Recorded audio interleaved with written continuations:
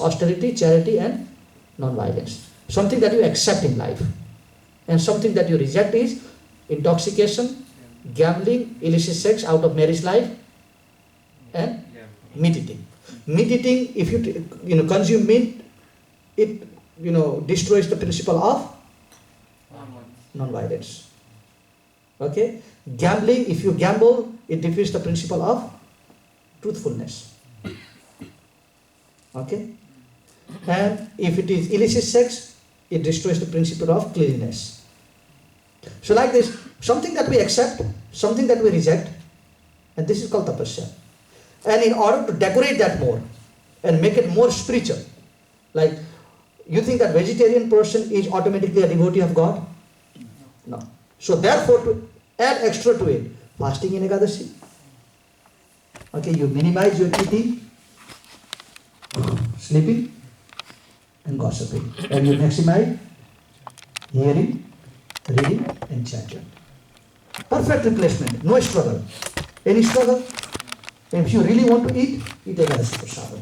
Don't eat a grain. Now we can talk a principle of what is the fault with the grain. That we can do it in the next class.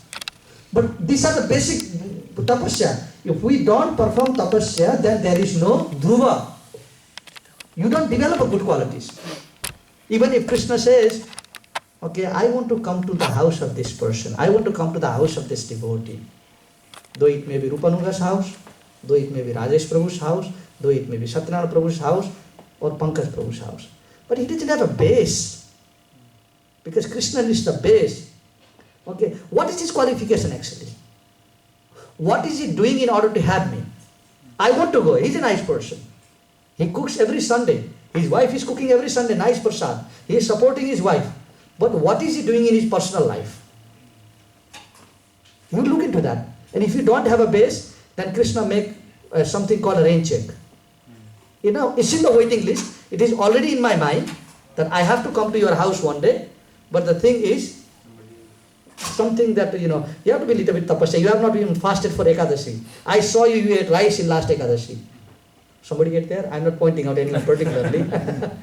So, Krishna would say, well, through my devotee, because, the Guru is manifestation of Krishna, through my devotee, I made certain principles for you, but you are lacking to follow them right now. So you follow them and everything will be okay.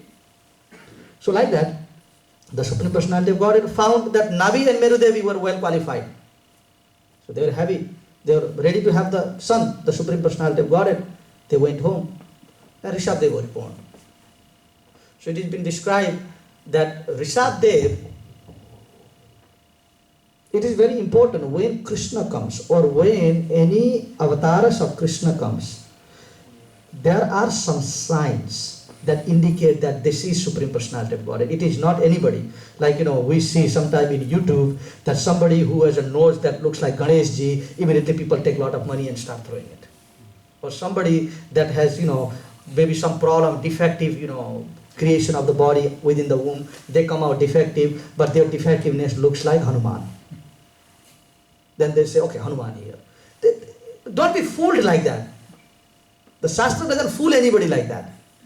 What I'm saying is, Hanuman is there, we know, devotee of the Supreme Lord, but sometimes something can resemble something. Isn't it?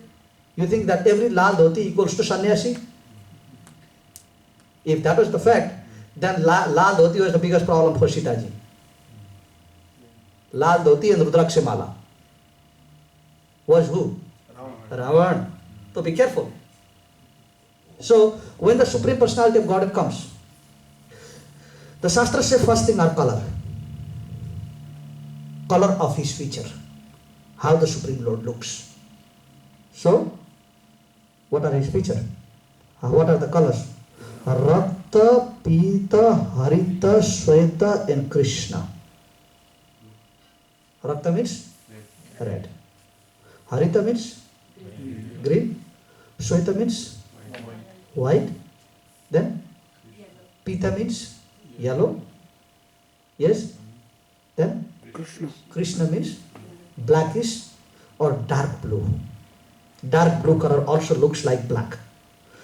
So first thing, these colors, to analyze the feature of the Supreme Personality of Godhead. Perfect. So Shweta is who? Vara. One Shweta Varaha and other is Hamsa Avatar. Do you hear of that? Hamsa Avatar of the Lord? The swan incarnation of the Lord. There is Hamsa Avatar. So first category, just two of them I have mentioned, but there are more. Shweta, second part is Rakta. Rakta Brahakalpa. There is the red border incarnation. One is white, one is red also. So there are other forms included on that. Now, third is Pita. Pita is who? Chaitanya Mahaprabhu. And complexion of Srimati Radharani also. Is yellowish type. Then Harita is Rama. Lord Ram. And Krishna is Krishna. What is the confusion there? And the Shastras have already confirmed it. Okay, these are the four colors that we are talking about. Now, there are other implications. The names of their parents are already mentioned where they are going to come. Before even coming of this personality, the name should already be there. That the Supreme Lord will come. Now, what is the incarnation that has not come yet? Kalki. Kalki. Srimad Bhagavatam 11th canto has already given the name of the mother and father, which we will talk about it. That he is going to take birth here and these are the parents. What's the confusion?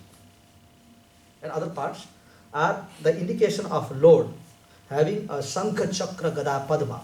It can be anything from 24 imprinting on their legs and hands, from 24 other different things to 4.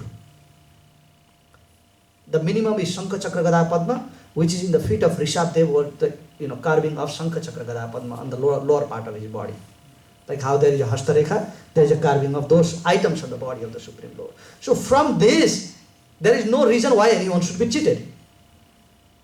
Just because somebody does some magic, or you put some coconut in somebody's head and a white coconut becomes a black one, black ones become the white, oh they are Jai Bhagavan, immediately.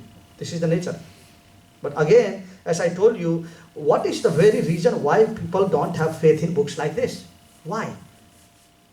Because we have been cheated too many times. If we are not, we won't doubt certain scriptures. As soon as we open Bhagavad Gita or Srimad Bhagavatam, we will not doubt about this reality.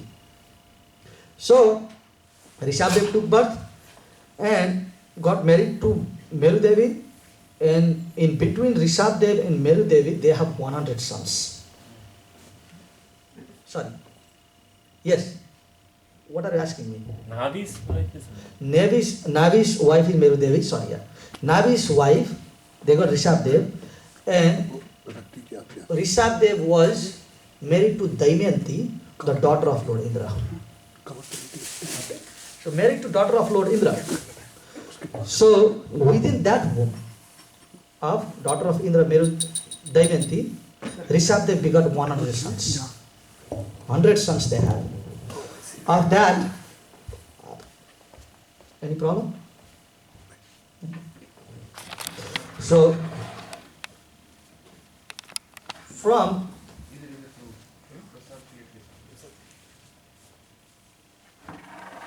this, ठीक है कोई बात नहीं. From the womb of Lord Rishabdev and Damayanti took birth 100 sons. And of those 100 sons, the oldest one was called Maharaj Bharat. Okay. So Maharaj Bharat was called the perfect Vaishnava. Perfect Vaishnava. And the second set of sons, so Maharaj Rishabdev perfectly divided his 100 sons into the society that he did. So one son was named as Bhagavat, the perfect devotee of the Lord. The 9 sons of Rishabdev were known as the Paramahamsas. And they are called the Navayogendras. Have you heard of them before? Navayogendras, the 9 gurus of the planet. 9 sons. So basically, 9 are the Paramahamsas, yogis. One is not a yogi but perfect, excellent Krishna devotee, Maharaj Bharat. 8 of them, the Kshatriya kings. and 81 of them, the Brahmanas of the society. The Brahmanas that do the regular worship, like, how we say, oh, I want to call a Brahmana to my house. Those type of Brahmanas, those who did a service to Grihasthas and to the societies also. So what's the division? Just go from the first one. One is Maharaj, perfect Vaishnava. The role model for anyone trying to achieve love of God. That is Maharaj Bharat. 9 of them are Paramahamsas. Now, what is the difference between the Paramahamsas and the unalloyed devotee of the Lord? Now, unalloyed devotee of the Lord has already understood the entire reality. He would only accept anything that is helpful for devotional service, he will accept it, and anything that is not helpful, he will reject it. So that's the nature of the devotees. That is called anasaktasya visayam yatharam upayunjita nirvanda krishna sambandhe yukta vairagyam uchyate. The proper utility of every object, which is Prabhupada is excellent as that. Remember, there was one picture. Okay, some article was written in one Indian newsletter. So the letter says there was a yogi. Okay, so one bhakta, one devotee went to yogi, and the yogi was given a crores of rupees and say, Yogi Maharaj, here is a crore rupee for you. So then that picture showed that yogi was going like this to the crore rupees, like that. He said, Prabhupada, then one of his disciples said, Prabhupada, look at this nice devotee. How renounced he is. That somebody is trying to give him crore rupees, but he is going this pose. They said, oh, nice. He said, take one picture of me. He said, put crore rupees and take a picture of me doing like this. Then he said, I have so many temples to build. I need to, do so much of devotional service. I need to print so many of the books that can be distributed in the society. So the mood of a perfect Vaishnava is accept anything that can be helpful for devotional service and reject everything that is not helpful. So this is the mood of Prabhupada. This is Vaishnava, Maharaj Bharat. And Paramahamsas are renounced. So therefore, when Maharaj Rishabdev wanted to enthrone one of his sons to the kingdom, who did he do? 9 sons or 1 son? Bharat Maharaj accepted it. 9 sons rejected it. So Paramahamsas, we are not saying that Navayogendras are anything of less important. What we are saying is, even Bharat Maharaj says, even Rishabdev says that Supreme Personality of God, he told his 99 sons, follow the footsteps of Bharat Maharaj. Serve him, my dear sons. If you serve him, the path of perfection will be wide open for you. So for a father to say, take particularly one of his sons and tell his 99 sons and say, follow him. He is the perfect man in society. Why would he say that? Because he is perfect. Okay? So 9 of his sons, they became Paramahamsas. Now why are they known as the Paramahamsas? So first part you understood Maharaj Bharat. Now second part are the Paramahamsas. Now Paramhamsas, we are known as the Param Kaua. You know what is the nature of a crow? Eat everything that comes to your mouth. Okay, you go to the dirty place, it may be anything, any rotten, anything, they will just go pick it up, they will eat. And what is the nature of the swan? That they can pick a drop of milk even from the ocean of water. They are called the Hamsas. That's the nature of Hamsas, a special type of swans that are there. The Hams. And we are called the Param Kaua. We accept anything and everything, and later on, because we took too much, we cannot digest anymore. So that is our nature. So these Paramahamsas are the devotees who can take essence out of all teachings and present to the society. So therefore these Navayogadharas became the teachers of the societies. Then, how many sons became the kings? 8 of them. So the people need to be ruled also. You don't need too many kings. One good rule. Just like the Shastra says, Ekaki gunavan putro nirgunena sutena kim ekas chandra samohanti nachatara sahasrasa. One qualified son is better than hundreds who are worthless. A single moon destroys the of night, but where the thousands of stars do not. Makes a perfect sense. So therefore, if there is a one good ruler, you don't need rulers all over the place. But we have already Bharat, so then again eight. No, Bharat Maharaj is an absolute ruler. So there are helpers. After Maharaj, Bharat goes because Bharat Maharaj is going to retire very quickly. Being a great devotee, he's not going to stay for too long in the house. So, perfectly they need to rule us entire planet. And, his brothers are going to help him. And ultimately when Bharat Maharaj retires, then they need to be at the kingdom again. So they are provided as the kings of society. Okay. Like Chanakya Pandit says, Ekanapi tubrikshnena pushpitena sugandena basitam tadvanam sarvam suputrena kulam yathaha. He says, if there is one tree that contains the beautiful fragrance, sometime, I think Rajesh Prabhu used to bring a mogra flowers, that you have like a few mogra flowers in one place, it makes the whole room smell. So therefore Chanakya Pandit says, one nice flower in the forest, one of millions of trees that are in the forest, if one tree contains the nice flowers, that one tree flower itself can offer fragrance to the whole tree. So in the same way, Suputrena kulam yatha, a one well-qualified son in the house would deliver the entire families. The one logic that he gives. Then he asks, Ekanapi turukshnena pushpitena sugandena basanti tadvanam sarvam kuputrena kulam yatha. Then he goes. He said, if there is one rotten flower within the tree, one tree that has that potency to make anything rotten when it comes in contact with that tree, it will make the whole tree rotten. Bolte na ki rotten apple? So that is there. So he will make the entire thing rotten. So, and other side he says, or it is a Srimad Bhagavatam sloka later on, it says, if there is certain types of disease such as a cancer in the body, although it may start from one particular angle of the body, sometimes it is starting from the stomach, sometimes from the chest, sometimes from the neck. If you don't cut down that particular portion in time, it destroys the whole body also. So here what we are trying to understand is, if we have one bad qualities, that is not good for devotion. We may think that it is not important right now. Don't worry about it. It's not important. Maybe somebody, for some Matajis have complained, my husband always lies too much. You ask him, he is in some store or he is in a gym. You ask him, where are you? He says, I am in Indian store.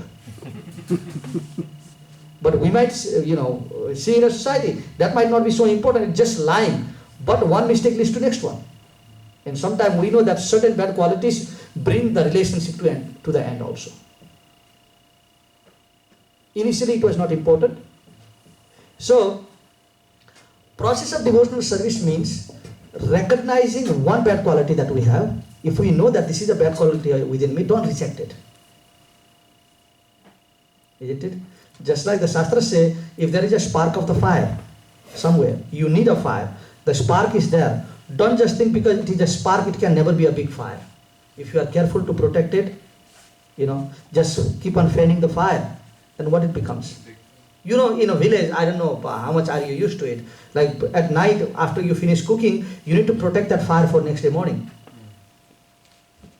Because it is not a gas cylinder every day, but it is also wood. If you have been to the Badrikadar side of India, which we have gone there, people basically after cooking everything in their stove, they would actually put the entire piece of wood that has complete fire inside the ashes. The next day morning, they just bring that, and there is some spark hiding somewhere in the corner of it. Then they bring some, particles of small twigs and other things. Then they make that fire into big one. So our relationship with Krishna may be covered to some level already because, it is already been under the earth for a long time. Because we have forgotten our relationship and we have not done nothing to reawaken it. There is always something within somebody that is there. We must learn to fan that out, not to destroy it. Some good qualities that are there. So we need to develop that more and more. The good quality part is that we have a desire for Shravan, isn't it? This is a good part of it. So maybe that this is the only fire that is alive so far. Some devotees, everyone has a different inclination. Some devotees, if we sit down here and chant for 1 hour, maybe they will not go for 1 hour, but they can do Shravan for 1 hour. Yes? So that means certain part of that fire is still alive in the form of Shravana. Now, if we don't develop that habit of pushing ourselves, that's the reason. Sometimes I try to make it long because you need to have a practice of that. Not that, oh, Prabhuji, 15 minutes ho gaya, khatam, haan, pago. No, make a habit of being a longer listeners. You have to keep on fanning it out, so it doesn't go down, even if it is a boring class sometimes. So, here, this is the procedure of developing this devotion. So, Maharaj Rishabdev, these are the divisions of his sons. So, later on, when Maharaj Rishabdev, as he began to rule, he was so powerful that without even the help of Indra, he could produce his own rain in his kingdom. So Indra was thinking, Rishabdev doesn't need me anymore. He is perfectly doing everything. So his rule was perfect. Everyone in his kingdom were all devotees of the Supreme Personality of Godhead. It has been said, because of the presence of Rishabdev, his personality was such that even a person who does not want to engage in devotional service, simply by looking at Rishabdev, they want to be pure devotees. His presence was such. So sometimes that is the requirement. When we present ourselves as a devotee, if somebody comes to our, center, or somebody comes to the Gausala, they are just there, oh, Pongal, nice prasadam, let's go. But by the time, the presence of the devotee should be such, that by looking at a devotee doing a nice service, somebody should have this inclination, no, I should also do the service. So this should be the presence of the devotees. The devotees should not feel this as a burden. कितना करते रहेंगे? हर Sunday को ये programme करवाने के लिए 2 घंटा खाने में लग जाता है, खाना पकाने में. कितना करेगा एक आदमी? Instead of developing a negativity towards devotional service, we must develop a positivity. So it should be simply by seeing you, because somebody sees, Satyanarayana Prabhu or Pankaj Prabhu or other nice devotees that are here, Rajesh Prabhu, doing so much of nice devotional service. Somebody should be, कितना करता है? इसका भी तो घर है, इसके भी तो बच्चे हैं, इसके भी तो पत्नी है, इसका भी job है. They have everything, but they are still doing so much service. What is the problem with me? Let them start seeing the problem on them, instead of you pointing out at the problem. So this is the Rishabdev, being Supreme Personality of Godhead. Even the devotees, even the people who did not wanted to be a devotees of the Supreme Lord, simply by looking at Rishabdev, they wanted to execute devotional service. So this way, Rishabdev passed his time. So later on, being the Supreme Personality of Godhead, he needs to show the different path of perfection. So Maharaj Rishabdev, he called his older son. He said, Bharat, now you need to become a king. You are perfect. There is nothing that I need to teach you. So then Maharaj Bharat says, but some techniques have to be taught. Something has to be taught to us. So let us know what is the prime important things that we need to focus into in order to be a perfect and successful soul. Like, as we have taken a birth, what is the key of my success? What do I do in order to become a successful person in my existence? What's the important fact, dear daddy? So this daddy is the Supreme Personality of Godhead, the perfect role model, and Bharat Maharaj is the perfect son, a perfect devotee. Therefore he makes the first question. So which I'm going to take 15 more minutes of you. Because this is important, I don't want to break Rishabdev in between. So, if you are quick at taking out your phone and just searching into the 5.5 of Srimad Bhagavatam, you can do that. Srimad Bhagavatam, 5th canto, 5th chapter, verse number 1. So this verse is teaching of Sri Rishabdev. Nayam devo deha bhajam niloke kastan kaman hite vidabhujam ye tapo dibam putra kayena sattam Shuddhaya dhasmata brahma sokhya tanvatam. So the first part he says, Rishabdev told his sons, my dear son, of all the living entities, I'm just reading this because this is the teaching. Ultimately, Rishabdev says, every father has to teach this to the children. It's a duty. And why we'll see this? Why he does that? And he says, Lord Rishabdev told his sons, my dear boys, of all the living entities who have accepted material bodies, so which living entities have accepted this body here? Or none of us? All of us. Bodies in this world. One who has been awarded this human form of life. And who has been awarded this form? All of us. He says, should not work hard day and night simply for sense gratification. And are we doing that? Yes. So he has something else to say here. And this is Supreme Personality of Godhead speaking. Then why? Now why not work hard? Ultimately, when the children come to us, what's the first thing we say? Arey, study hard. The difference between the Supreme Lord and here, maybe we are making some mistake somewhere in advising our children. So he said, work hard. Arey, bahut paisa banana. You earn a lot of money. Yes? And do what you want. Abhi hi samay hai. The time is now. But Rishabdev says something else. Should not work hard day and night simply for sense gratification, which is available even for dogs and hogs that eat stool. So sense gratification is available for everyone, is saying. So therefore you should not work hard for it. Did you find it? Yeah. Okay. One should engage in penance and austerity to attain the divine position of devotional service. By such activity, one's heart is purified. Okay, as we have to be talking. By such activities, one's heart is purified, and when one attains this position, he attains eternal blissful life. Now, the purpose of every hard work is what? Blissful life. So Rishabdev is saying that don't work hard like a donkey and cats and dogs just to become blissful, because you won't become blissful. The fact is, are we all working hard? Yes. Are we all blissful? So we are although doing opposite to what Rishabdev is saying. Are we blissful? Prabhu? No? So therefore maybe our technique is not working too much. So therefore,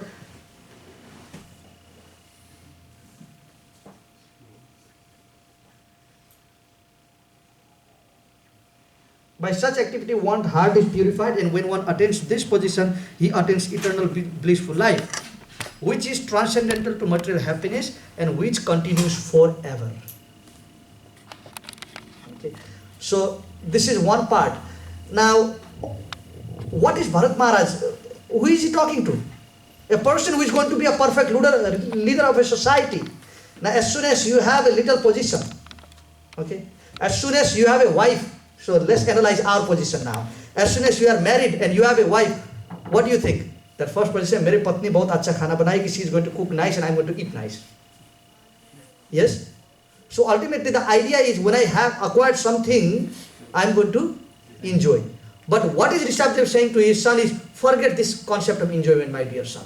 Although you are going to be a great king. Yes? So some people take advantage of the position to be a sense gratifiers. Okay? And the most subtle aspect of that sense gratification is what? The name. Just in India there is a saying, मैं मर जाऊं परंतु मेरा नाम अमर रहे. So they are not worried about living anymore. I may die, I accept the position of dying, but my name should be Amar. So this is the greatest illusion again. And we see that, I said the first part, you said the second part. So people have said that. Isn't it? So the most subtle aspect of, having, I want to work and earn money. This is very gross part of it. Everyone can see this. But somebody wanting the name and fame, how many people can see that? Nobody. The Shastra says the last aspect, people are not attached to the life itself, but they are attached to the name. Now, what is the value of name when there is no life? Isn't it? It's just like if you go out in the street and people already recognize you doing a nice service and everyone goes to you, Hare Krishna, Prabhu, Hare Krishna. So every time somebody is folding their hand. you feel good to see that. Okay, there is someone to say Hare Krishna Prabhu, but person who is the object of the Hare Krishna is dead. So what is the purpose of name then?